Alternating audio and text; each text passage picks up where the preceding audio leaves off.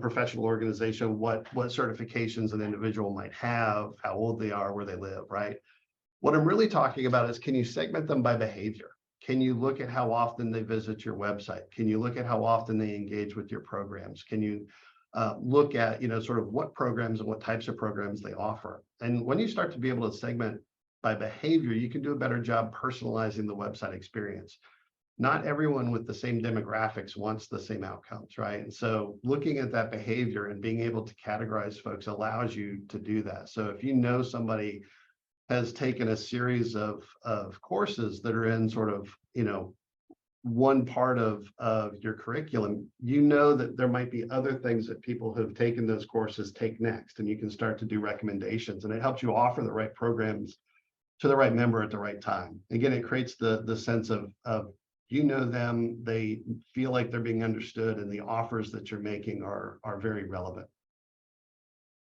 The second place is really on engagement, right? Can you use the data to analyze the interactions that your members are having, right? So what kinds of events and resources are the most valued, right? We know, let's use the webinar, for example. Right now, I think we're having discussions and, hey, webinars in the morning are a tough sell.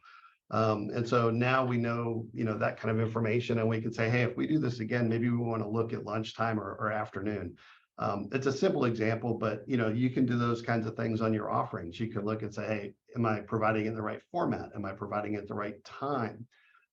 If I do marketing around it, which types of things generate the most interest? What types of members are the most active? And again, kind of increase the engagement through your data on how folks have engaged with you historically.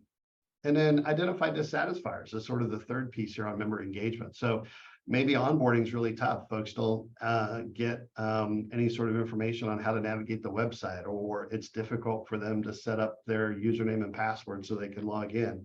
You can spend some time to look at where you're getting feedback from your members and what parts of your process or your website or your program and events are not meeting their needs, and really work on focusing on those. You can really figure out those root cause of complaints. The other thing you can do is really reach members who are not engaged, right? So are folks ghosting you? Those might be folks who might not renew. If they're not attending the sessions, they're not hitting the website, they're not downloading your content, they might not be somebody who feels like they're getting value out of the programs or the membership, and they might be somebody who's at risk for you from a renewal perspective. So that's sort of one set of thoughts around an opportunity to apply some of those trends to member engagement. And then as we think about it from using data to be able to retain and grow revenue perspective, I think the first thing I put on here is the increase in value. So is there data that you collect, that you have access to, or that you could organize in a unique way that would provide benefits to your members that would be hard for them to get somewhere else, right? Can you benchmark performance across members in your organization, anonymize that, and make it useful for their planning? Could you go further and combine that with third-party data that you can either acquire or collect to be able to offer even more value? So is there something there just in the unique position that you have with a set of peers that you can pull together information that they would find useful?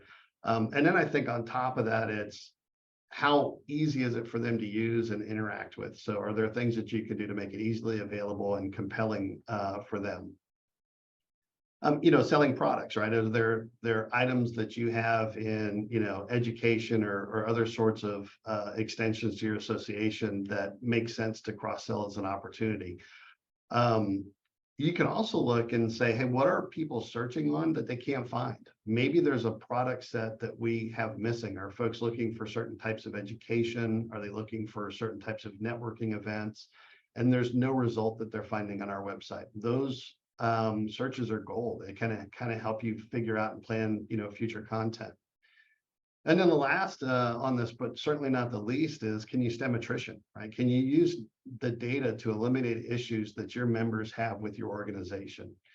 You can look at some of those behavioral type things that we talked about in personalization, and you can start to identify members that are either not likely to renew, or maybe they're just not going to use your services. So maybe they just need a little bit of a refresh of what you offer, or orient around your website on how they find things, but be able to stem that sort of attrition. So you can intervene and change that outcome, and measure what you're doing and repeat what's working.